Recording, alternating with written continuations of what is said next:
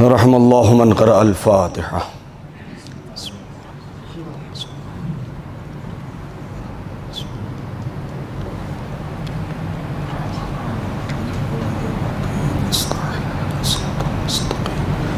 صراط الذین انعمت علیہم غیر المغضوب علیہم ولا الضالین.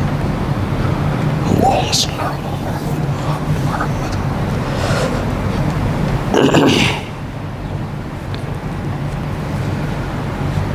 لا حول ولا قوة الا باللہ العلی العظیم. حسبنا اللہ ونعم الوکیل، نعم المولا ونعم النصیر. اعوذ باللہ السمیع العلیم من الشیطان اللعین الرجیم.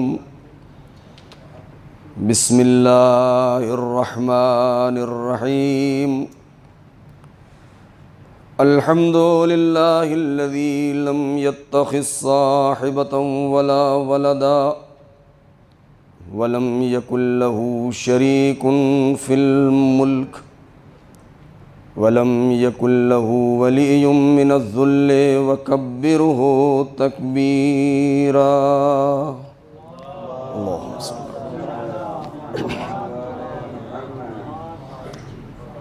والصلاة والسلام والتحیة والإکرام علی النبی الأمی المکی المدنی القرشی الہاشمی الابتحی سیدنا ومولانا ومقتدانا وہادینا ابی القاسم محمد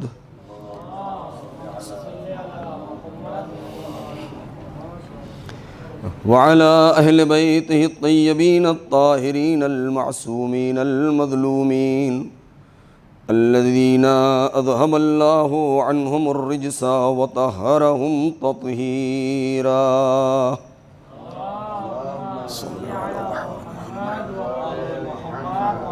سلام على آل طه وياسين ولعنة الله على أعدائهم أجمعين من الآن إلى يوم الدين. أما بعد، قال الله الحكيم في كتابه الكريم.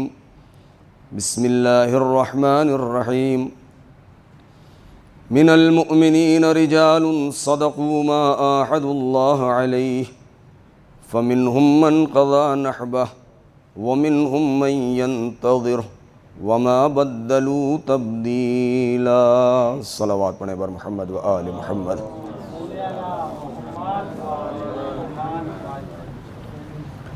عزیزان محترم،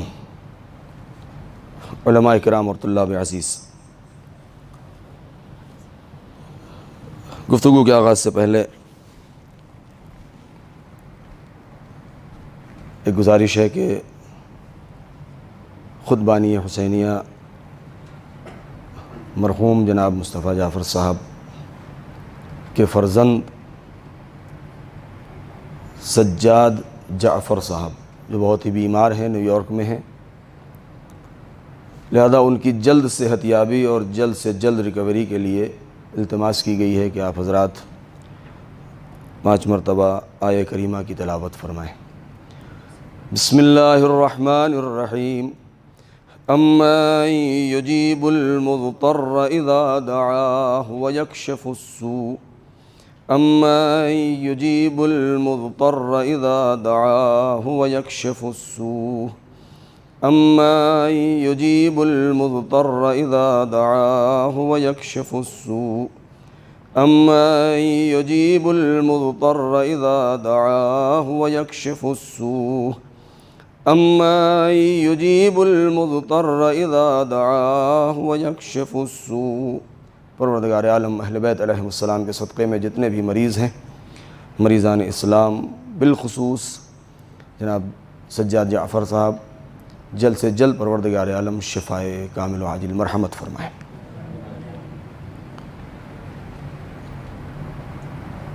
سورہ احزاب کی یہ آیت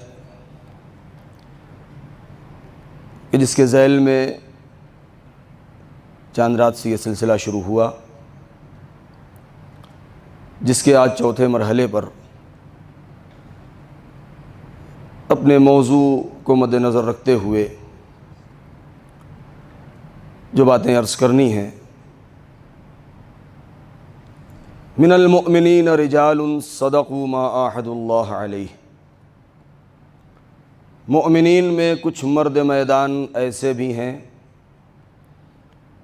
کہ انہوں نے خدا سے کیے ہوئے عہد و پیمان اور وعدے کو سچ کر دکھایا۔ فمنہم من قضی نحبہ،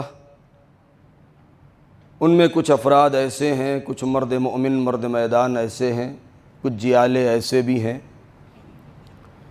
کہ جنہوں نے اپنے اس عہد و پیمان کو آخری منزل تک پہنچایا اور اسی راہ میں جام شہادت نوش کیا۔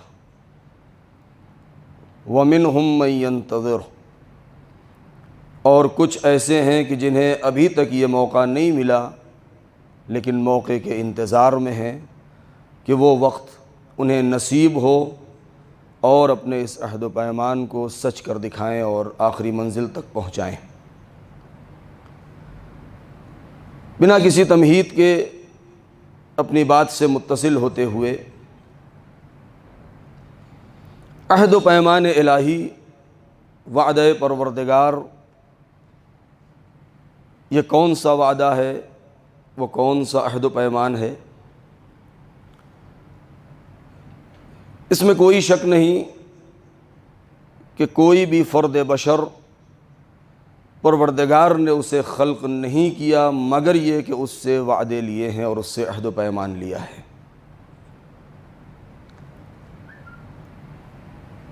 اس صفحہ ہستی پر ایک ایسی مخلوق کہ پروردگار نے جس کے سر پر تاج شرافت رکھ دیا ہے، جسے پیکرے کرامت میں ڈھال دیا ہے، جسے سروری اور سرداری کا حق دیا ہے، اتنی طاقت اس انسان کو دی ہے کہ یہ انسان کائنات کے ذرے ذرے کا سر اپنے آگے جھکا سکے۔ خدا نے اس کو اسی لیے یہ صلاحیت دی ہے کہ کائنات کو یہ اپنے سامنے جھکا سکے تاکہ خدا اس کا سر اپنے سامنے جھکا سکے۔ اور یہی وجہ ہے کہ انسان کو اشرف مخلوقات بنایا،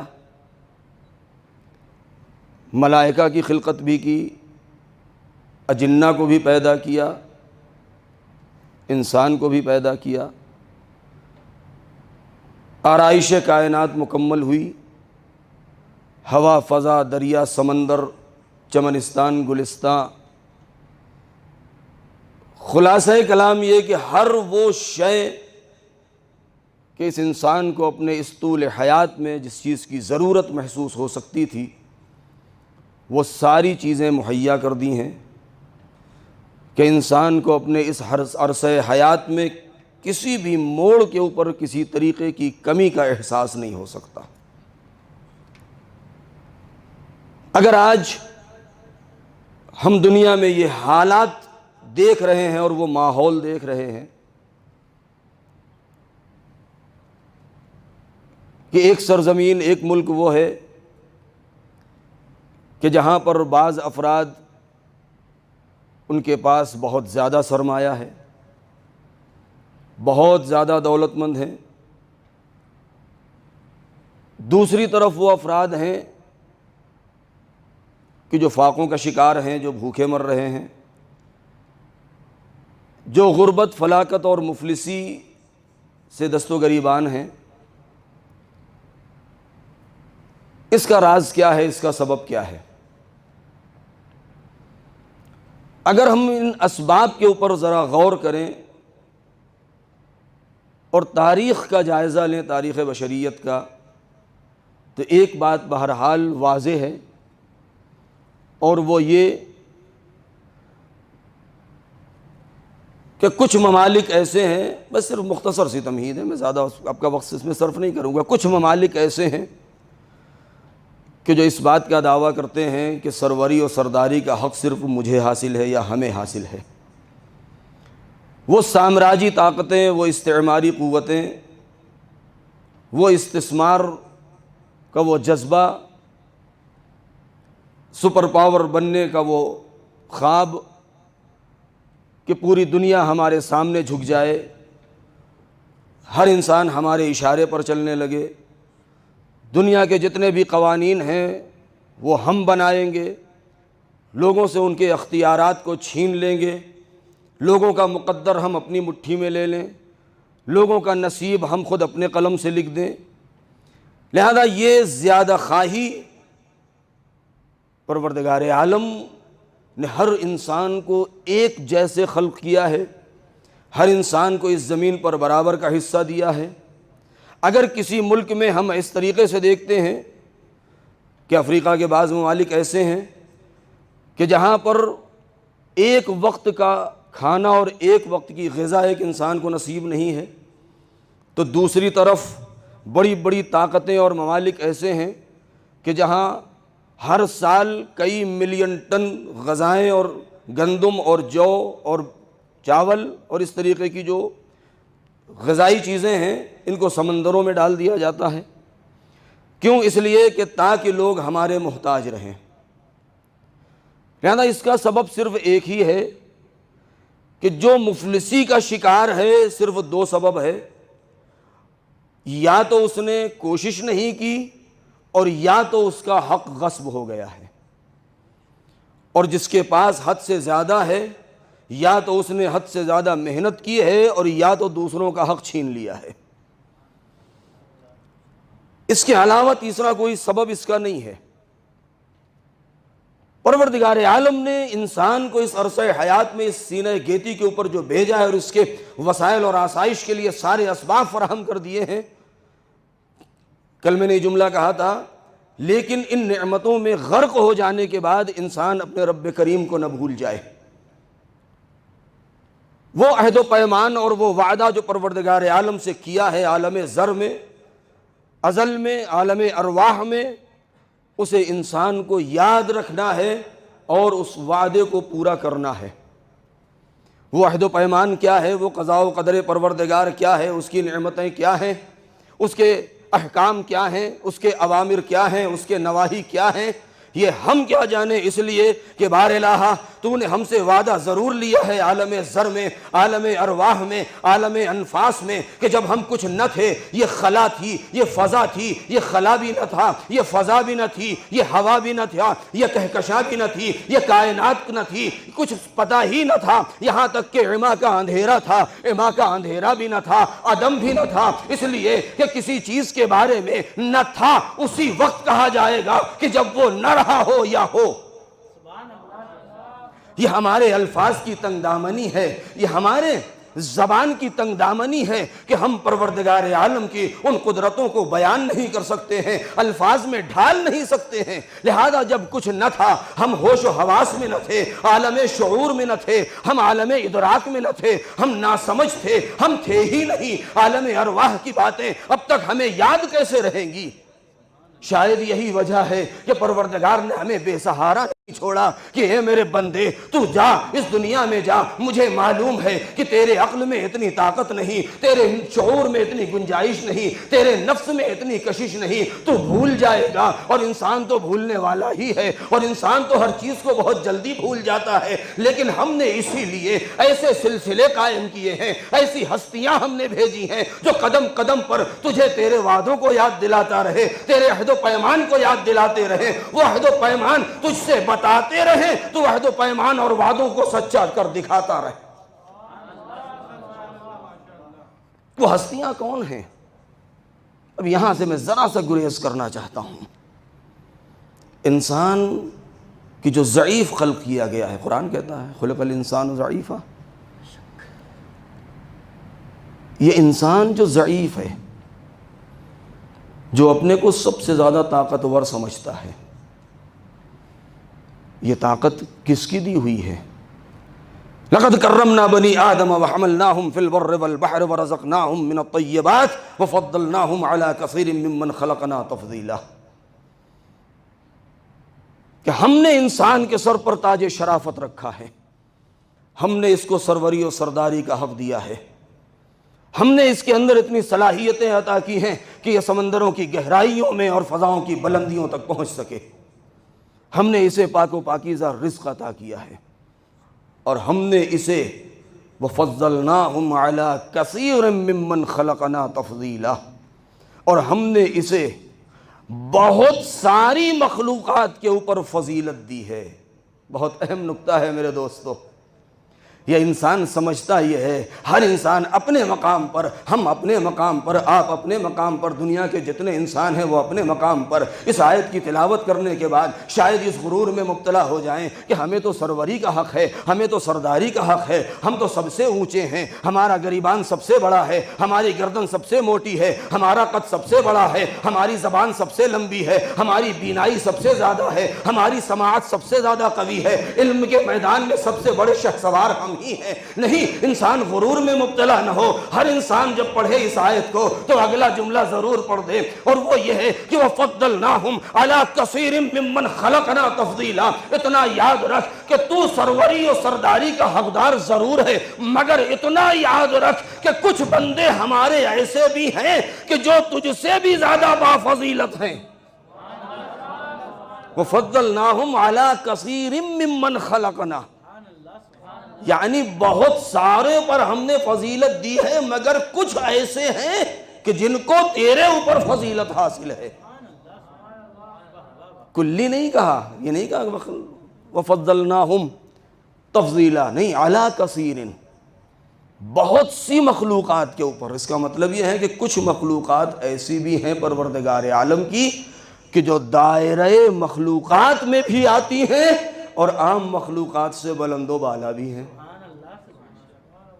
بس یہ انسان، اے میرے پروردگار، ہمیں کیا پتا کہ وہ عہد و پیمان کیا ہے، ہمیں کیا پتا کہ وہ وعدہ کیا ہے کہ جس کا عالم ذر میں ہم نے وعدہ کیا، کیوں؟ اس لیے کہ نہ ہمارا نفس تھا، نہ ہماری روح تھی، ہماری روح بھی تھی تو ہمارے کالبد خاکی میں نہ تھی، ہم ہوش و حواس میں نہیں تھے، ہم کچھ جانتے نہیں تھے، ہمیں کیا معلوم تیرے اوامر کیا ہیں، تیرے نواہی کیا ہیں، جب ہم کچھ جانتے ہی نہیں، نہ ہم مانگنے کا طریقہ آتا ہے ہمیں، نہ عطا کرنے کا طریقہ آتا ہے، نہ ہم نے سخاوت آتی ہے، نہ ہمیں فیاضی آتی تھی، لہذا ایسی شخصیتوں کا اور ایسے رابط کا درمیان میں ہونا ضروری ہے کہ جو اس بندے خاکی کو اس رب جلیل سے متصل کر دے۔ بہت توجہ، جو اس رب جلیل سے متصل کر دے اس عبد ذلیل کو۔ کیوں؟ اس لیے کہ ہم محدود ہیں، ہم محصور ہیں، ہم تقاضائے بشری میں گھرے ہوئے ہیں، تقاضائے بشری سے ہم باہر نہیں ہیں، اور جب تقاضائے بشری میں گھرے ہیں تو تقاضائے بشری کا دائرہ بہت وسیع ہے۔ اگر اس پر گفتگو کی جائے تو بہت وقت درکار ہے کہ تقاضائے بشری کیا ہیں۔ بھئی تقاضائے بشری میں نسیان بھی ہے، بھول بھی ہے، چوک بھی ہے، دھوکہ بھی ہے، فریب بھی ہے، چوٹ لگ جائے تو درد بھی ہوتا ہے، بھوک بھی لگ جاتی ہے، پیاس بھی لگ جاتی ہے، جسمانی تقاضے ہیں، روحی تقاضے ہیں، یہ سب تقاضائے بشری ہیں انسان کے لیے۔ تو جب انسان اتنا محدود ہے، اتنا محصور ہے تقاضائے بشری میں کہ اپنے ماورا کسی چیز کو سمجھ نہیں سکتا، اور وہ اتنا محدود انسان ہے کہ بارگاہ احدیت تک جا نہیں سکتا کہ وہاں تک جا کے، اور یہ کیوں؟ اس لیے کہ اس کے قدم اگر زمین سے اکھڑیں گے بھی علم کے زور کی بنا پر تو فضاؤں میں چلا جائے گا، خلاؤں میں چلا جائے گا، ستاروں کو قریب سے دیکھ لے گا، چاند سورج کا کوئی پیمائش کر لے گا، لیکن ملک و ملکوت تک نہیں پہنچ سکتا ہے۔ ایک جملہ کہنے کو دل چاہتا ہے، جو ناسوت کی مصیبتوں میں گرفتار ہو اسے ملک و ملکوت کی خبر نہیں ہوتی، جو ملک و ملکوت کو نہیں جانتا وہ جبروت کو کیا جانے گا، جو جبروت کو نہیں پہچان سکتا وہ ملک لاہوت کی کیا خبر رکھے گا۔ لہذا وہ مراحل ہیں پروردگار نے اسی لیے ایسے افراد رکھے ہیں کہ کچھ وہ ہیں کہ جو ناسوت میں گرفتار ہیں، کچھ وہ ہیں جن کی رسائی ملکوت تک ہوتی ہے، کچھ کی رسائی ملک تک ہوتی ہے، کچھ کی رسائی جبروت تک ہوتی ہے، کچھ کی رسائی لاہوت تک ہوتی ہے۔ یہ افراد کون ہیں؟ ان کی شناسائی بھی ضروری ہے، ان کی معرفت بھی ضروری ہے، اس لیے کہ اگر ہم عالم ارواح میں، ملک لاہوت میں، اگر ہم نے باری تعالیٰ سے عرش اعظم کے سامنے اگر ہم نے عہد و پیمان کیا ہے تو وہ عہد و پیمان ہمیں آخری منزل تک پہنچانا ہے۔ اب یہ لاہوت کی باتیں ہمیں بتائے گا کون؟ ملک و جبروت و ملکوت کو ہمیں سمجھائے گا کون؟ اس لیے کہ ہمارے قدم میں اتنی طاقت نہیں، ہمارے نفس میں اتنی وسعت نہیں کہ ہم ناسوت سے اڑھ کے ملک و ملکوت تک جا سکیں۔ کیوں؟ اس لیے کہ ایک زمانہ ایسا تھا، بہت توجہ، ایک زمانہ ایسا تھا کہ جہاں اندھیرا تھا، ہو کا عالم تھا، ہو کا عالم تھا۔ نہیں میرے دوستو، یہ افسانے والے ہو کا عالم نہیں، حقیقت میں ہو کا عالم تھا، سوائے ہو کے کچھ نہ تھا، اگر تھا تو صرف وہ ہو تھا، ہو تھا۔ اور یہی وجہ ہے کہ ہو اللہ الملک القدوس العزیز الجبار۔ یہی وجہ ہے کہ جب صاحبان عرفان مقام عرفان سیر و سلوک میں قدم رکھتے ہیں تو سارے اذکار کو کرتے ہیں، مگر جب ہو کے ذکر میں پہنچتے ہیں، ہو اللہ کے ذکر میں پہنچتے ہیں تو وہاں پر قدم ڈگمگا جاتے ہیں، اس لیے کہ وہ ساحت قدسی ہے، وہ ساحت عرش الہی ہے، وہ ساحت لوح ہے، وہ ساحت قلم ہے، وہ ساحت سماوات ہے، وہ ساحت لاہوت ہے، وہاں تک انسان کی رسائی نہیں ہو سکتی۔ جب وہاں تک رسائی نہیں ہو سکتی، ہم نے لوح محفوظ کو پڑھا نہیں، ہم نے عرش و کرسی کو دیکھا نہیں ہے کہ کرسی ہے کیا چیز، عرش ہے کیا چیز، قلم چلتا کس کے اشارے پر ہے، صفحہ ہستی نام کس چیز کا ہے، کرتاس عالم کہتے کسے ہیں۔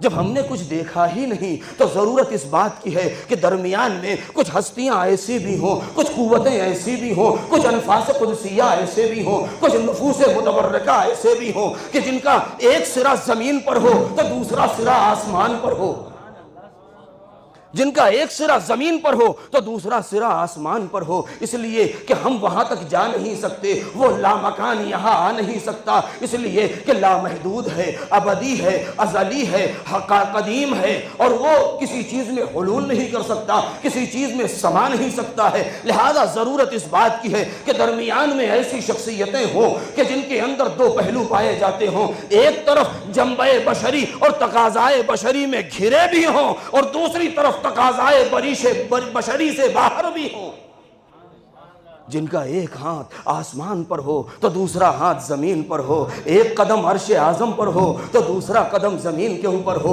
ایک طرف خالق سے مل رہا ہو تو دوسری طرف مخلوق سے مل رہا ہو، ایک طرف عبد سے مل رہا ہے تو دوسری طرف معبود سے مل رہا ہے۔ یہی وہ ہستیاں ایسی ہیں کہ جب ہم نے تاریخ میں دیکھا، جب ہم نے حدیث اور روایات کی روشنی میں دیکھا، جب ہم نے تفسیر میں دیکھا، جب ہم نے کردار کی روشنی میں دیکھا تو ایسی ہستیاں ہمیں نظر آئیں کہ جن کا عجیب عالم ہے کہ تقاضائے بشری میں گھرے ہوئے رہتے ہوئے پیکر بشری میں جب بے عنوان انسان، بے عنوان مخلوق اپنا مظاہرہ کیا ہے، اپنے کو پہچنوایا ہے تو انداز عجیب ہے، عالم عجیب ہے۔ سر سجدہ خالق میں رکھتے ہیں، آواز دیتے ہیں، الہی انا عبدک الضعیف الذلیل الحقیر المسکین، پروردگار میں تیرا ذلیل بندہ ہوں، میں تیرا مسکین بندہ ہوں، میں تیرا ناچار بندہ ہوں، میں تیرا مجبور بندہ ہوں، میں تیرا ذلیل بندہ ہوں۔ لیکن یہی انسان کہ جو پیکر انسانی میں ہے کہ پروردگار نے جب فشار دیا ہے اور اس نور کو پیکر بشر میں ڈھال دیا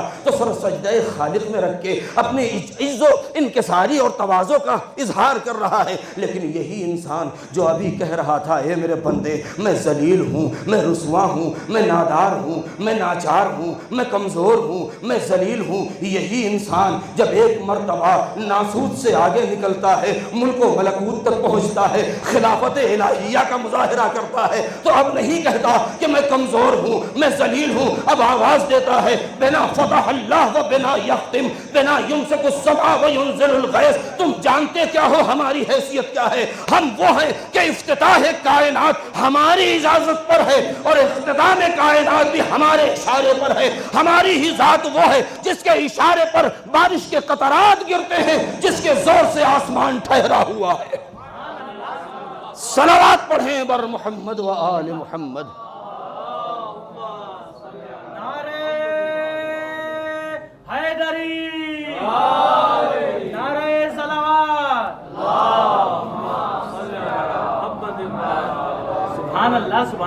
ایسی ہستیاں جب ہوں تب عالم بشریت اور عالم کائنات اس کے اوپر فخر کرے، نہیں خالق کائنات فخر کرے۔ جب ایسی ہستیاں پیدا ہوئیں تب پروردگار نے کہا فَتَبَارَكَ اللَّهُ أَحْسَنُ الْخَالِقِينَ۔ یہ انسان ہے۔ بس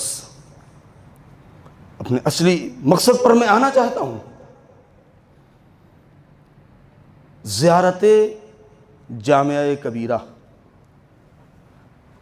بڑے بڑے اہل عرفان، علماء، مراجع بہت تاکید کی ہے سلسلے میں۔ اگر ہم زیارت جامعہ کبیرہ کا مطالعہ کریں، صرف بعنوان زیارت نہیں، اس کے اندر جو مفاہیم پائے جاتے ہیں، میں پھر وہ جملہ کہہ دوں کہ بہت سنبھل کے میدان عرفان میں انسان قدم رکھے، کیونکہ جو چیزیں بیان کی گئی ہیں، خود معصوم نے 10ویں امام سے روایت ہے، 10ویں امام نے بیان کیا ہے زیارت جامعہ کبیرہ کو، کہ جب کسی صحابی نے کہا کہ مولا میں آپ کے دربار میں حاضر ہوں، آپ کے اجداد کی قبر پر جاؤں زیارت کرنے کے لیے، تو ہمیں معلوم نہیں ہے کہ آپ کی حقیقت اور حیثیت کیا، ہم کیسے آپ کو سلام کریں؟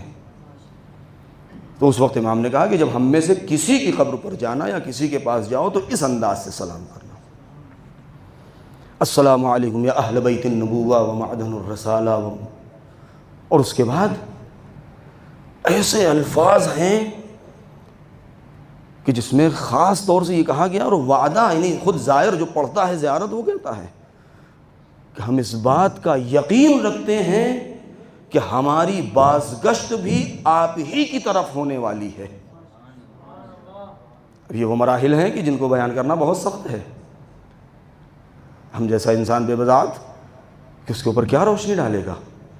یہی وجہ ہے۔ بہت قریب، میں جلدی جلدی اپنے اس مقصد سے قریب ہونا چاہتا ہوں۔ کچھ وہ ہیں کہ جنہوں نے رہبری کا دعویٰ کیا، رہنمائی کا، رہبر ہونے کا، ہادی ہونے کا۔ کچھ لوگوں نے یہ دعویٰ کیا نہیں کہ وہ منزل ہیں۔ ایسے ایک جملہ کہہ کے آگے بڑھ جاؤں گا۔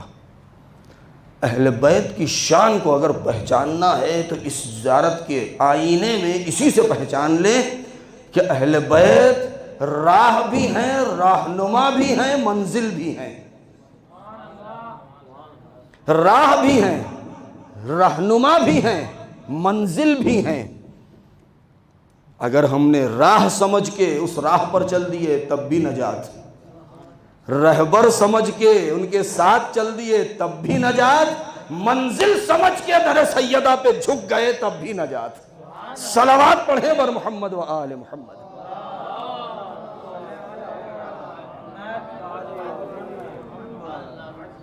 اس آیہ کریمہ میں جو من المؤمنین رجال صدقوا ما عاہدوا اللہ علیہ، زیادہ وقت نہ لوں آپ کا، کہ خدا سے کیے ہوئے عہد و پیمان کو سچ کر دکھایا۔ یہ عہد و پیمان، اس کی حقیقت کیا ہے؟ کبھی انشاءاللہ آئندہ دھیرے دھیرے اس کے اوپر روشنی ڈالی جائے گی، ابھی تو مجالس کا سلسلہ ہے۔ اور لفظ صدق استعمال کیا ہے یہاں پر، صداقت۔ دیکھیں، صداقت کے سلسلے میں، عہد و پیمان کے سلسلے میں، وعدے کے سلسلے میں 3 طریقے کی صداقتوں کا ذکر ہے، خود قرآن میں بھی، روایات میں بھی، فطرت بشر میں بھی۔ پہلی صداقت وہ ہوتی ہے کہ جب انسان خبروں میں سچا ہو، خبر دینے میں سچا ہو۔ کہیں کوئی حادثہ ہو گیا، ہم نے آ کے بیان کر دیا۔ اگر یہ ہم نے جو واقعہ بیان کیا کہ ابھی میں باہر گیا تھا اور ایسے سے ایسا ایکسیڈنٹ ہوا اور فلاں ہوا اور فلاں جگہ آگ لگ گئی اور فلاں ایسا ہو گیا، اگر یہ میری بات اگر واقعے کے مطابق ہو گئی تو کہا جائے گا خبر سچی ہے۔ اگر ہم نے ایسے ہی اپنی زبان میں کہا ہم نے ایسے ہی پھینک دیا ہوا میں، جھوٹ بول دیا، تو کہا جائے گا یہ انسان تو جھوٹا ہے۔ لہذا قرآن نے اس کی بھی اتنی زیادہ اہمیت دی ہے، اس کو بھی، کہ یہاں پر بھی حتیٰ کہ شک کے مرحلے میں بھی ان جاءکم فاسق بنبأ فتبینوا، بہت توجہ، اگر کوئی فاسق تمہارے پاس کوئی خبر لے کے آئے تو ایسے ہی مت مان لینا، چھان بین کرو، دیکھو سچ ہے یا نہیں ہے۔ لہذا ایک سچائی تو خبر کی سچائی ہو گئی، انسان جو خبر دے رہا ہے، کیونکہ بہت سے افراد ایسے ہوتے ہیں کہ زندگی میں کوئی بھی جھوٹ نہیں بولتے، جتنی خبر دیتے ہیں سب سچ ہے۔ کچھ ایسے ہوتے ہیں، تاریخ میں چہرے آپ کے سامنے آ ہی گئے ہوں گے، مجھے نام لینے کی ضرورت نہیں ہے، کہ جتنی خبر دی سب جھوٹی۔ ابو ہریرہ جیسے افراد بہت ہیں تاریخ میں، کہ جو کچھ بھی بیان کیا سب غلط نکلا۔ تو ایک تو خبر، دوسرا مرحلہ ہے وعدے کو وفا کرنا، وعدے پہ سچا ہونا۔ دو آدمیوں نے آپس میں کسی جگہ ملنے کا وعدہ کر لیا، یا آپ وعدہ کیجئے ہمارے گھر تشریف لے آئیں گے، انہوں نے وعدہ کر لیا، وعدہ کیجئے فلاں وقت میں مباحثے کے لیے حرم میں ملیں گے، وعدہ کر لیا، وعدہ کیجئے کہ فلاں موقع پر مجلس میں آپ تشریف لے آئیں گے، وعدہ کر لیا۔ تو ایک تو یہ وعدہ ہے، وعدہ کیجئے کہ آپ فلاں مقام پر اگر میں مصیبت میں پڑ گیا میری مدد کریں گے، وعدہ کر لیا۔ تو یہ وعدہ ہوا۔ تو ایک تو خبر کی سچائی، کذب و صدق، اور ایک وعدے کا کذب و صدق، کہ اگر یہ انسان اپنے وعدے پہ پکا اترا، پہنچ گیا وقت پر، ٹائم پر، تو کہا جائے گا یہ انسان بالکل سچا ہے، کبھی وعدہ خلافی نہیں کرتا۔ اور اگر وعدہ کر کے اور مکر جائے اور نہ وقت پہ پہنچے تو کہا جائے گا بہت جھوٹا انسان ہے، وعدہ خلاف ہے، وعدہ خلافی کر دیا اس نے۔ یہ دو چیزیں ہو گئیں۔ تیسری سچائی یعنی صدق و کذب عہد و پیمان کے مرحلے میں ہے، کہ جہاں پر عہد و پیمان کیا جاتا ہے۔ فرق کیا ہے ان تینوں میں؟ مفسرین نے جو بیان کیا ہے، فرق یہ ہے کہ صدق و کذب خبر کے سلسلے میں، کہ جہاں پر صرف ایک انسان کا معاملہ ہوتا ہے عام انسانوں سے، کہ ایک خبر کو دے رہا ہے، ممکن ہے سچ ہو، ممکن ہے جھوٹ ہو۔ وعدہ جب انسانوں کے درمیان آپس میں ہو تو اسے وعدہ کہتے ہیں، لیکن عہد و پیمان اسے کہتے ہیں کہ جب بندے اور خالق کے درمیان وعدہ ہو تو اسے عہد و پیمان کہتے ہیں۔ اب یہاں پر نہ خبر بولی جائے گی نہ وعدہ بولا جائے گا، پروردگار سے وعدہ نہیں کیا کسی نے، پروردگار سے عہد و پیمان کیا ہے۔ حسین ابن علی نے جو گھر بھر لٹایا تو یہ وعدہ طفلی نہیں، وہ عہد طفلی تھا، عہد و پیمان طفلی تھا، کہ جو امام حسین نے کیا تھا۔ لہذا یہ تین مرحلے ہو گئے۔ اب بہت توجہ چاہوں گا میں یہاں پر۔ اب اگر ان تین مرحلوں میں سے چاہے خبر کا مرحلہ ہو، چاہے وعدے کا مرحلہ ہو، چاہے عہد و پیمان کا مرحلہ ہو، اگر ان تین مرحلوں میں سے انسان کسی ایک مرحلے میں بھی جھوٹا ثابت ہو گیا تو اس کا اعتبار اٹھ جائے گا، اس کی شخصیت مجروح ہو جائے گی، وہ قابل اعتبار نہ رہے گا، قابل بھروسہ نہ رہے گا، معاشرے میں بدنام ہو جائے گا۔ یہ کہہ دیا جائے گا کہ یہ انسان تو ہمیشہ جھوٹ بولتا ہے، اس نے تو کوئی خبر کبھی سچ سنائی ہی نہیں ہے، وہ فاسقین کے دائرے میں چلا جائے گا، لوگ اسے بزہکار کہیں گے، لوگ اسے گنہگار کہیں گے، لوگ اسے دھوکے باز کہیں گے، لوگ اسے مکار کہیں گے، یہ خبروں کے سلسلے میں۔ لیکن اگر کسی نے وعدہ توڑ دیا، وعدہ قول دے کر کے، تو بھی یہی کہا جائے گا کہ اس انسان کا کیا بھروسہ، اس نے تو ہمیشہ وعدہ کر کے اور وعدہ خلافی کی ہے، کبھی وقت پر آیا ہی نہیں، ہمیں مہمانی پر دعوت دیا، خود گھر میں تالا بند کر کے چلا گیا، یا ہم ان سے وعدہ کیا تھا کہ آپ ہمارے یہاں آئیے گا، میں پہنچا اور مجھے ملا نہیں، لہذا وہ کہیں وقت پر آتا نہیں ہے، لہذا وعدہ خلاف ہے۔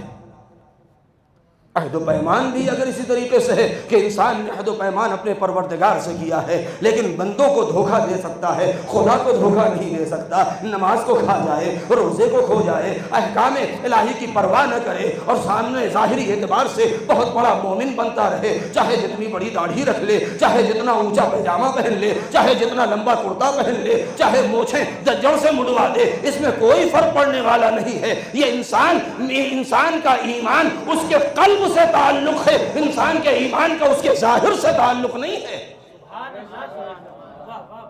لہذا اگر ان 3 مرحلوں میں کسی ایک مرحلے میں بھی انسان جھوٹا نکل گیا تو اسے سچا نہیں کہا جائے گا. بس میں آخری منزل پہ پہنچ چکا ہوں. اسے سچا نہیں کہا جائے گا, وہ ہمیشہ جھوٹا کہا جائے گا. لیکن ان تینوں مرحلوں میں سب سے آسان چیز جو ہے وہ خبر ہے. سب سے آسان چیز, باہر ایک چیز دیکھا, اس کی خبر ہم نے آپ کو دے دیا. ہمارے دوست کے یہاں کوئی پروگرام ہوا, اس کی خبر ہم نے آپ کو دے دیا. لیکن اس میں بھی بہادری ضروری ہے, شجاعت ضروری ہے. اس لیے کہ اگر کہیں ہماری بات جھوٹی نکل گئی تو پھر ہم بچ نہیں پائیں گے. لیکن ان تینوں میں سب سے آسان جو ہے یہ ہے. اور دوسرا مرحلہ جو وفا کا ہے, وعدے کو پورا کرنا, یہ اس سے زیادہ سخت ہے. وعدے کو پورا کرنا یہ اس سے زیادہ سخت ہے. اور تیسرا مرحلہ سب سے زیادہ سخت ہے کہ وہ عالم ذر میں, عالم ارواح میں جو ہم نے پروردگار سے وعدہ کیا ہے, ہم اس کے اوپر گامزن رہیں. لہذا ان تینوں مرحلوں میں کم سے کم ایک چیز تو ضروری ہے کہ انسان کے اندر شجاعت بھی ہو, غیرت بھی ہو, ہمت بھی ہو, حمیت بھی ہو. یہ ساری چیزیں جب پائی جائیں گی تب انسان مرد کہا جائے گا. جب انسان مرد ہو جائے, ساتھ ساتھ مومن بھی ہو, تب مرد مومن کہا جائے گا. اور جب میدان سے کبھی اس کے قدم اکھڑے نہیں تب مرد میدان بھی کہا جائے گا. اب جو انسان کبھی سچ بولتا ہو, کبھی جھوٹ بولتا ہو, کبھی شک میں مبتلا ہو, زندگی میں کبھی یقین آیا ہی نہ ہو, تو وہ سچا کیسے ہو سکتا ہے؟ جو میدان سے ہمیشہ بھاگتا رہا ہو وہ وعدے کا پکا کیسے ہو سکتا ہے؟ وہ مرد کیسے ہو سکتا ہے؟ اسے مرد میدان کہا ہی نہیں جا سکتا. لہذا جب ان 2 مرحلوں میں وہ انسان ناکام رہا تو تیسرے مرحلے کا کیا اعتبار؟ بہت توجہ, تیسرے مرحلے کا کیا اعتبار؟ شاید یہی وجہ تھی کہ بڑے بڑے لوگوں نے اپنے کو صدیق کہلوایا, اپنے کو سچا کہلوایا, لیکن بھاری کائنات میں جب جھوٹوں کے مقابلے میں جانے کا موقع آیا تو اس پوری دنیا میں نبی کو اپنے علاوہ صرف 4 ہی نظر آئے.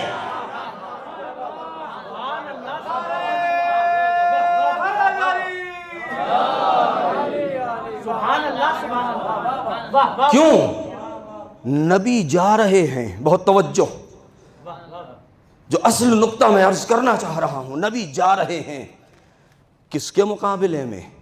اپنی سچائی ثابت کرنے کے لیے, اسلام کی آبرو بچانے کے لیے, دین کی حقانیت کو ثابت کرنے کے لیے, احقاق حق کے لیے, ابطال باطل کے لیے جا رہے ہیں. لہذا اب ایسے سچے ہونے چاہیے جو خبروں میں بھی سچے ہوں, جو وعدوں میں بھی سچے ہوں, جو عہد و پیمان میں بھی سچے ہوں. اگر یہ شرط نہ ہوتی, بہت توجہ, اگر یہ شرط نہ ہوتی کہ خبروں میں جھوٹا نہ ہو, اگر کہ یہ بات سچ نہ ہوتی, یہ شرط نہ ہوتی کہ وعدوں کے بھی پکا ہو, عہد و پیمان میں بھی پورا کھرا اترے, تو پھر ایسے موقع پر انفسنا میں بڑی گنجائش تھی, ابناءنا میں بڑی گنجائش تھی, نساءنا میں بڑی گنجائش تھی. بہت ساری اٹھ کے آ جاتی کہ ہم بھی چلیں گے, بہت سے مرد آ جاتے کہ ہم بھی سچے ہیں, بہت سے بچے بھی آ جاتے کہ ہم بھی سچے ہیں, سچوں کی اولاد ہیں. لیکن نبی نے جب پرکھا ہے, جب آزمائش کی ہے, تو اس پوری کائنات میں سوائے اپنے علاوہ سوائے 4 کے سچا کوئی نظر نہ آیا. کیوں؟ اس لیے کہ جب 3 مرحلوں میں انسان سچا ہوگا تب اسے حق ہے کہ جھوٹوں پر لعنت کر سکے. صلوات پڑھیں بر محمد و آل محمد.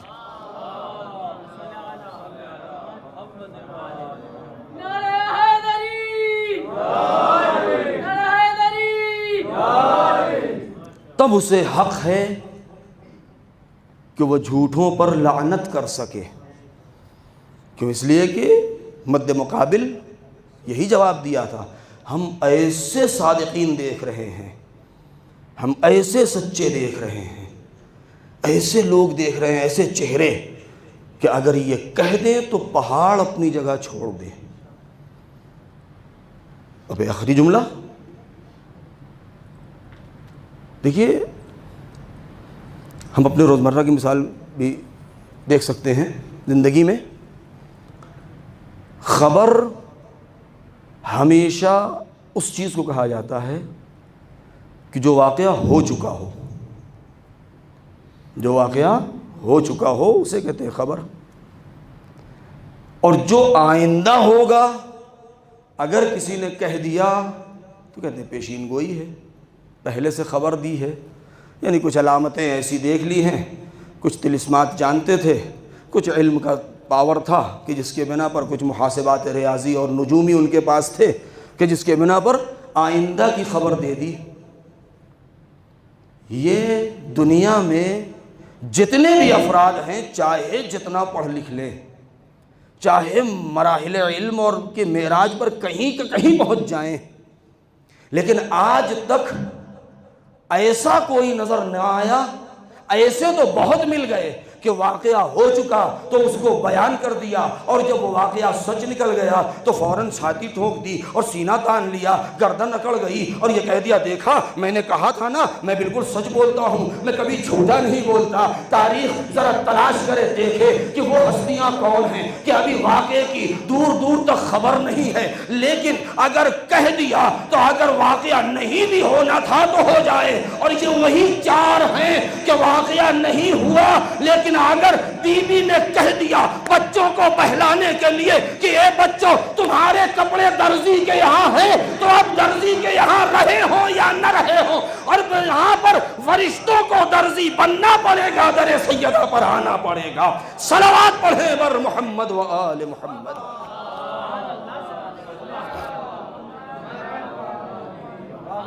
کہہ دیں اور واقعہ ہو جائے، یہ ہیں وہ افراد، وہ شخصیتیں کہ جو عبد اور معبود کے درمیان واسطہ ہیں۔ جب ایسے واسطے ہوں گے، ایسے وسیلے ہوں گے، تب ہماری دعائیں وہاں پہنچیں گی، وہاں کی رحمتیں ہم تک آئیں گی۔ حسین ابن علی کے اصحاب، یہ عہد و پیمان، کربلا میں 72 تھے۔ میں نے کل جملہ کہا تھا کہ حسین اگر چاہتے تو بہت بڑا مجمع اور بھیڑ اکٹھا کر لیتے، میں نے کل کہا تھا یہ جملہ، اور یہ جملہ کہا تھا کہ حسین کو سرکاری مجمع اور بھیڑ کی ضرورت نہیں تھی، مولائی مجمع کی ضرورت تھی کہ جہاں پر اطاعت محض ہو، کہ جو معصوم اور حجت خدا کے چشم و ابرو کے اشارے پر چلے۔ بھئی جناب مالک اشتر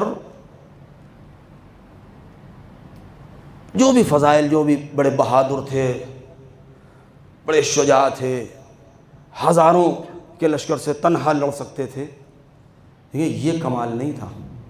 تھا انسانی اعتبار سے تو کمال ہے، ہم انکار نہیں کر رہے ہیں، نہیں یہ کچھ نہیں تھا، لیکن وہ کمال جس کو ہم بیان کر رہے ہیں وہ نہیں تھا۔ ان کا کمال سب سے بڑا کیا ہے کہ حجت خدا، ولی اللہ، وصی پیغمبر، امام معصوم یہ کہہ دے کہ مالک میرے لیے ویسے تھے جیسے میں رسول کے لیے تھا۔ مالک اشتر کی اصلی فضیلت یہ ہے، مالک اشتر کی اصلی فضیلت یہ ہے کہ علی یہ کہہ دیں کہ مالک میرے لیے ویسے تھے جیسے میں رسول کے لیے تھا، کہ جہاں پر اطاعت محض ہے۔ کربلا والوں نے جو عہد و پیمان کر لیا تو اس عہد و پیمان کا اثر دیکھیں کہ چراغ گل ہے، حسین کہہ رہے ہیں چلے جاؤ، مگر کوئی ایک اپنی جگہ سے ہل نہیں رہا ہے، کوئی اٹھا نہیں۔ اور صرف یہی نہیں بلکہ ساتھ میں یہ بھی کہ میرے مولا ایک بار کا مرنا جینا کیا، اگر بارہا ہمیں قتل کیا جائے اور اس کے بعد زندہ کیا جائے تو بھی ہم آپ کے اوپر جان دینے کے لیے تیار ہیں۔ اسے کہتے ہیں عہد و پیمان، اسے کہتے ہیں وعدہ نبھانا۔ تھوڑا سا ایک جملہ صرف، جو میں نے کل جملہ کہا تھا، پرسوں میں نے جملہ کہا تھا کہ 30,000 کے مقابلے میں حسین چاہتے تو 30 لاکھ اکٹھا کر لیتے، لیکن جو برتری ہے شہدائے کربلا کی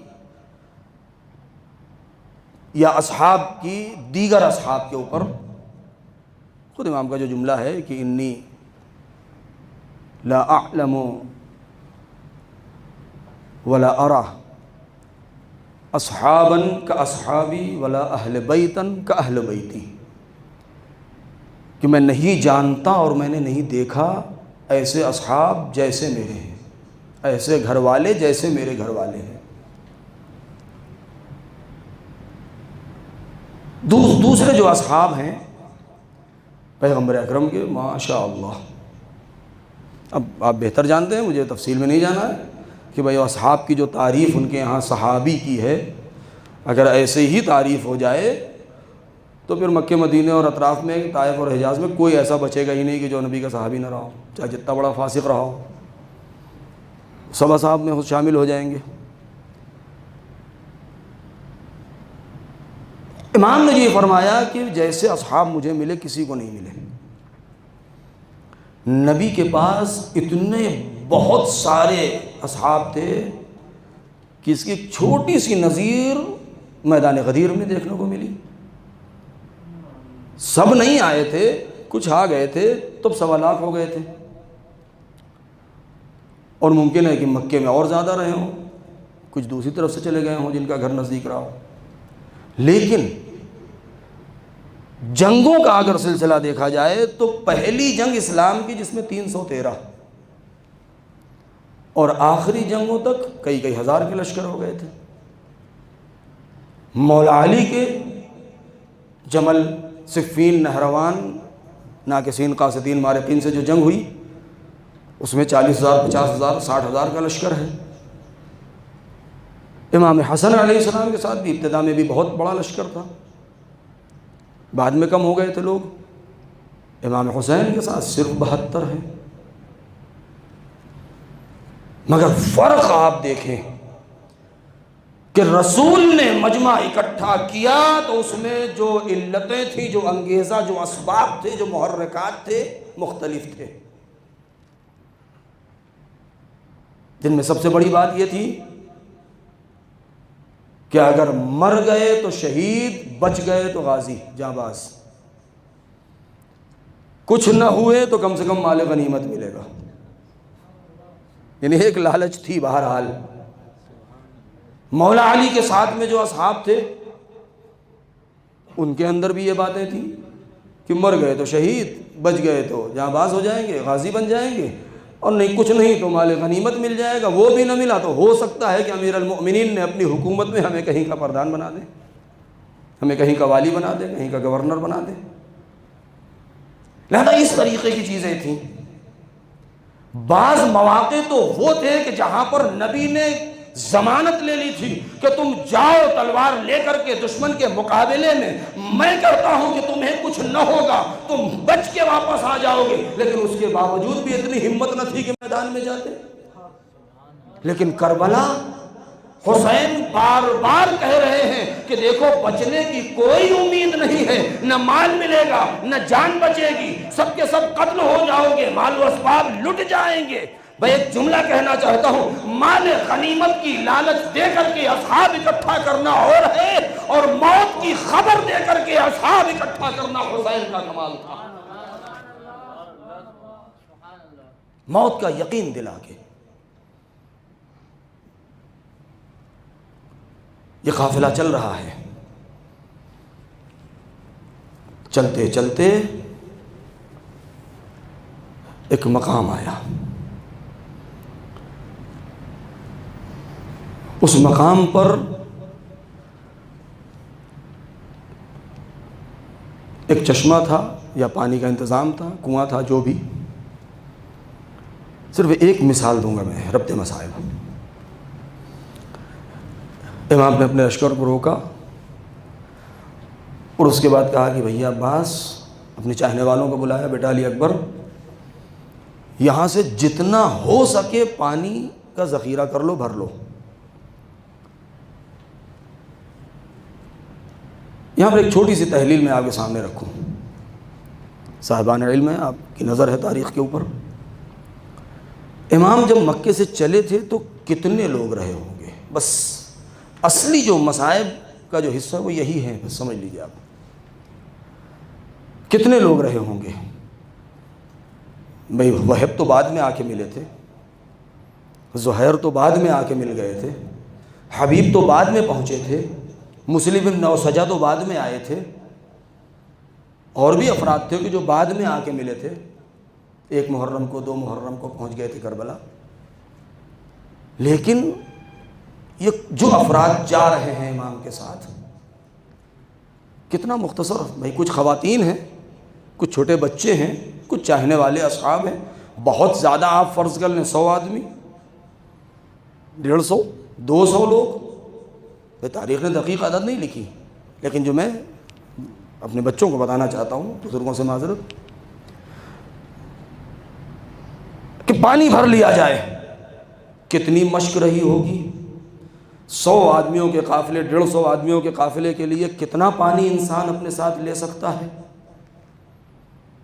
کہ پانی بھر لیا، پانی لے لیا، قافلہ آگے بڑھا،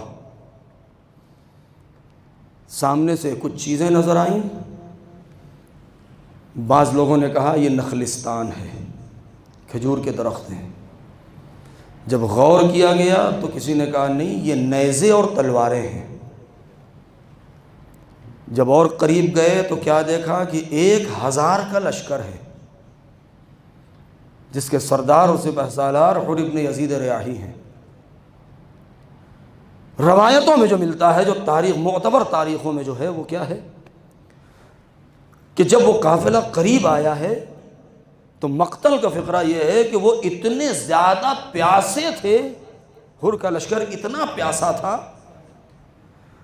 کہ بعض اس میں ایسے تھے کہ جو غش کھائے جا رہے تھے، بعض اپنے گھوڑے پر سنبھل نہیں پا رہے تھے، بعض اپنے زین پر، گھوڑے کی گردن پر اپنا سر جھکا رہے تھے، بعض یہاں تک کہ سنبھلنے کے لیے اونٹ کی پشت پر نیزہ چبھا کے اس کا سہارا لیے ہوئے تھے۔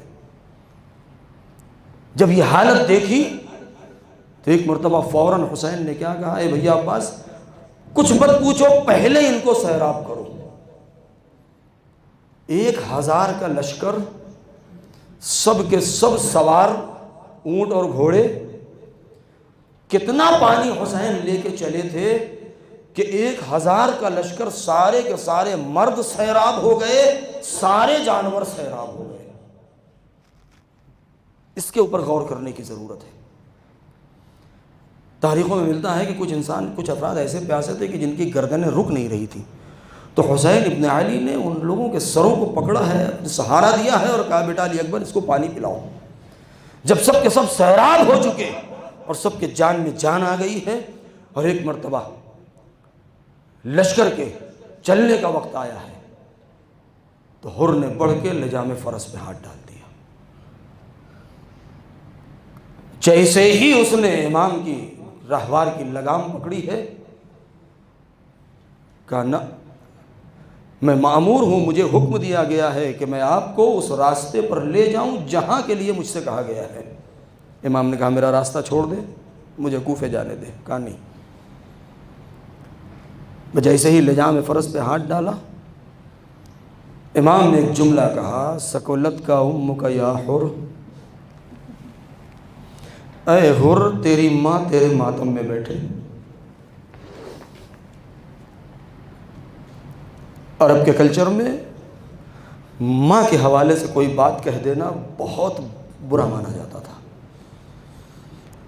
جیسے ہی یہ بات کہی، 1000 کا لشکر کا سردار حر بہادر شجاع انسان تھا، ایک مرتبہ غیرت اس کی جوش میں آئی مگر سر کو جھکا لیا۔ کہا آپ نے بہت بڑی بات مجھے کہہ دی ہے، مگر کوئی اور ہوتا تو میں اس سے سخت جواب دیتا، مگر میں کیا کروں کہ آپ کی ماں فاطمہ ہے۔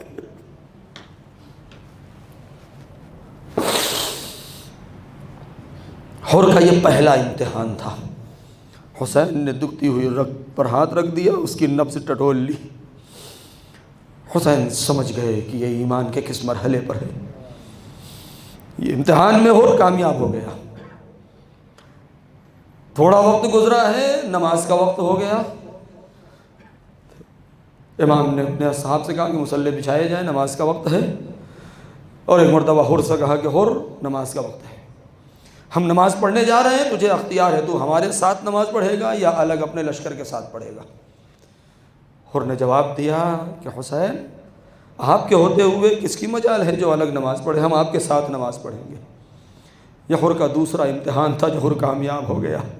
عباس نے تلوار کھینچ لی، حسین نے روک دیا، اس لیے کہ جانتے تھے میں نے اس دن کی مجلس میں ایک جملہ کہا تھا کہ حر کی منقبت اور حر کے فضائل کو اگر سمجھنا ہے اور حر کی قدر و قیمت کو سمجھنا ہے تو حسین کی نگاہ سے سمجھا جائے۔ اگر چاہتے عباس کو اجازت دے دیتے تو حر کا قلع کما ہو جاتا، اس کے سر و تن میں جدائی ہو جاتی، حر کا خاتمہ ہو جاتا، مگر حر کے اندر وہ کون سا نور ایمان تھا، حر کے اندر وہ کون سا جوہر پوشیدہ تھا جس کی بنا پر حسین نے انتظار کیا۔ کب تک انتظار کیا؟ جب حسین نے 3 دن تک اپنے بچوں کی پیاس کو برداشت کیا ہے، تب لشکر حسینی کو حر ملا ہے،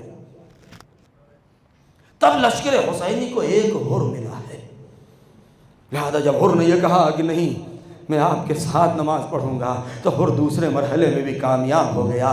ہاں یہاں تک تو حر کامیاب ہے، اب حسین اس دن کے انتظار میں ہے۔ ہائے وہ گھڑی آ گئی ہے کہ جب حسین والد کربلا ہوئے، دن گزرتے رہے، یہاں تک کہ فرات کے کنارے سے خیمے ہٹا دیے گئے، عباس غازی کو جلال آ گیا، حسین نے روک دیا، زینب کا حوالہ دیا، عباس نے کھچی ہوئی تلوار کو نیام میں رکھ لیا ہے، سر کو جھکا لیا، جیسا آقا کا حکم ہو۔ ارے شہزادی جس بات پر راضی ہو، خیمے کو دور نصب کر دیا گیا۔ 7 محرم سے صدائے آتش بلند ہونے لگی، ہائے پیاس، ہائے پیاس، بچے بلکنے لگے، اصغر پیاسا ہو گیا، سکینہ تڑپنے لگی، امام باقر مچلنے لگے، بیویاں ہائے پیاس کرنے لگی۔ ہائے مائیں پیاسی ہیں، اپنے بچوں کو بہلائے تو کیسے بہلائے؟ شاید یہی وجہ ہے کہ بعض علماء یہاں پر آ کے لکھتے ہیں اور لکھنے کے بعد چند نقطے لگا دیتے ہیں کہ ہائے جو رباب اتنی پیاسی ہو، جس کا دودھ خشک ہو چکا ہو، وہ اپنے اصغر کو کیسے بہلاتی رہی ہوگی؟ ہائے بچے اتنے پیاسے تھے، یہاں تک کہ شب عاشور آ گئی، یہاں تک کہ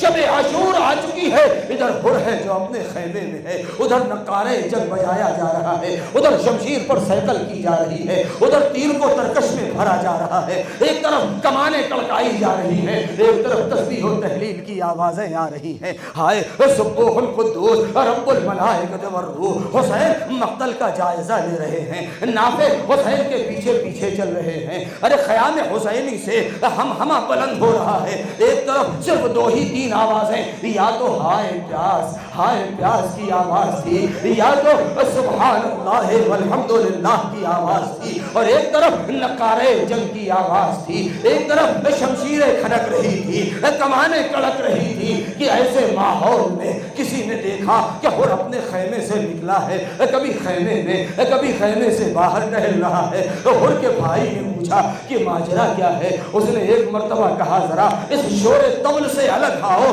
جہاں ڈھول بجائے جا رہے تھے، ایک گوشے میں لے جا کے کہا ذرا غور سے سنو تو کچھ سن رہے ہو؟ اب جو اس نے سنا تو سنا العطش العطش، کہا ارے یہ تو پیاسے ہیں، پانی تو ہم ہی نے بند کیا ہے، اسی لیے تو بند کیا ہے تاکہ یہ کمزور ہو جائیں، تاکہ ہم جلد جیت لیں۔ حر نے کہا نہیں، ارے یہ آواز ہم سے برداشت نہیں، میں اپنے کو جنت و جہنم کے درمیان دیکھ رہا ہوں، میں اس آوازوں کو سن نہیں رہا، میں سن نہیں سکتا۔ کہا کیا ارادہ ہے؟ کہا میں جا رہا ہوں حسین کی طرف، اپنے بیٹے کو لیا، اپنے غلام کو لیا۔ کہا بابا خیر تو ہے؟ کہا چلو حسین سے معافی مانگنے کا وقت ہے، چلو ارے حق کی جانب جانے کا وقت ہے۔ ارے جب حر چلا ہے تو کچھ دور پہنچنے کے بعد ایک مقام پر ٹھہر کے اپنے بیٹے سے کہا اے میرے لال مجھے حسین سے بڑی شرمندگی محسوس ہو رہی، اے میرے لال میں کیسے سیدہ کے لال کا سامنا کروں گا؟ تم میرے ہاتھوں کو باندھ دو، میرے آنکھ پر پٹی باندھ دو، شاید ساقی کوثر کا لال مجھے معاف کر دے۔ ارے اس عالم میں بیٹے اور غلام کے ساتھ حر چلے ہیں، ادھر حر چلے، ادھر خیام حسینی کے نزدیک پہنچے، ادھر حسین اپنی کرسی سے اٹھ کے کھڑے ہو گئے۔ اے عباس ادھر آؤ، اے بیٹا اکبر، اے قاسم و اولو محمد، ارے استقبال کے لیے آگے بڑھو، میرا مہمان آ رہا ہے۔ آئے حر نے جب یہ منظر دیکھا دیکھا آنکھ تو بندھے تھے، آنکھوں سے آنسو جاری ہو گئے، حسین کے قدموں پر گرا دیا، اے مولا میں بہت بڑا گناہگار ہوں، میں آپ کو نرغِ عادہ میں گھیر کر کے لایا ہوں، کیا میری خطا معاف ہو سکتی ہے؟ حسین نے کیا کہا، اے ہر جا، میں نے معاف کیا، میرے خدا نے معاف کیا۔ ہائے ہر کو جو تمغہ ملا ہے وہ کیا ہے؟ ادھر صبح عاشور نمودار ہوئی، مقاتل کے اعتبار سے ہر نے اپنے کمر کا پٹکا باندھا، اپنے بیٹے کو بلایا، آراستہ کیا، آراستہ کرنے کے بعد گھوڑے پر سوار کیا، کہا جاؤ آقا سے اجازت لو۔ ہر کے بیٹے نے آقا سے اجازت لی، اب جو میدان کارزال میں گیا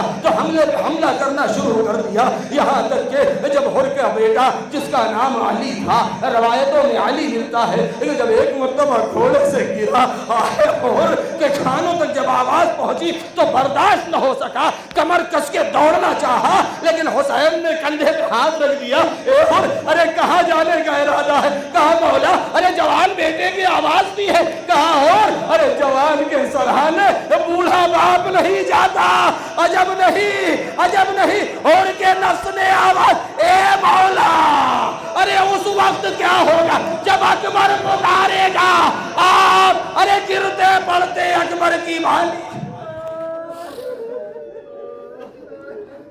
اجرکم علی اللہ۔ حسین ہر کے بیٹے کی میت کو لے کر کے آئے، اب ہر نے رخصت چاہی، امام نے رخصت کر دیا، آئے حسین کے آنکھوں میں آنسو آئے۔ مقتل کہتا ہے کہ جب حسین کے چہرے پر آثار شکستگی نمودار ہوئے ہیں، ان میں سے ایک موقع وہی تھا کہ جب ہر جا رہا تھا، ارے ہر مقتل میں پہنچے، اور پہنچنے کے بعد ارے جنگ کیا، جنگ کرنے کے بعد جب گھوڑے سے گرے، ارے حسین دوڑے، ہر کے سر کو اپنے زانوؤں پر رکھا، ارے رومال سیدہ پیشانی پر باندھا، میں کہوں گا اے ہر ارے تجھے حسین کا زانو مل گیا، لیکن عصر عاشور ارے حسین آغوش سیدہ ہوگی، زلے پرسو کا خنجر ہوگا، بہن دل زینبیہ سے دیکھ رہی ہوگی، اور پہ سر ساتھ تو کھڑا دیکھ رہا ہے، میرا ماں جایا ذبح ہو رہا، وَسَيَعْلَمُ الَّذِينَ ظَلَمُوا أَيَّ مُنْقَلَبٍ يَنْقَلِبُونَ أَلَا لَعْنَةُ اللَّهِ عَلَى الْقَوْمِ الظَّالِمِينَ۔ الہی بحق الزہرہ وَأَبِيهَا وَبَعْلِهَا وَبَنِيهَا وَالسِّرِّ الْمُسْتَوْدَعِ فِيهَا، پروردگار ہماری اس مختصر سی عزا کو قبول فرما، والے ہمیں مولا کا حقیقی عزادار بنا دے، ہمیں علم و عمل کی توفیق مرحمت فرما، پروردگار ہمارے والدین اور سارے مؤمنین اور مرحومین کے گناہوں کو بخش دے، جو دنیا سے گزر چکے ان کی مغفرت فرما، جو بیمار ہیں ان کو شفائے کامل و عاجل مرحمت فرما، جو بے اولاد ان کو صاحب اولاد فرما، روضات مقدسہ کی حفاظت فرما، یہ وبا جو دنیا میں پھیلی ہے اس سے سارے مؤمنین کو اپنے حفظ و امان میں رکھ، پروردگار ہماری فرش عزا کو آباد رکھ، ہمارے امام کے ظہور میں تعجیل فرما، ہمیں ان کے جانثاروں میں شمار فرما، ماتم حسین یا حسین یا حسین۔